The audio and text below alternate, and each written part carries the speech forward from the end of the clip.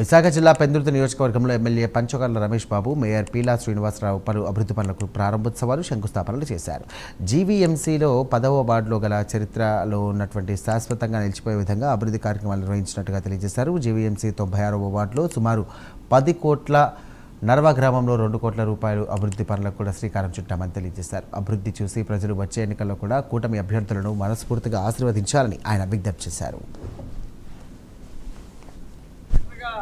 పోటీ చేసి ఒక అపోజిషన్ లీడర్ గా కూడా విశాఖపట్నంలో ఆ 3 సంవత్సరాల అపోజిషన్ లీడర్ గా చేయడం జరిగింది.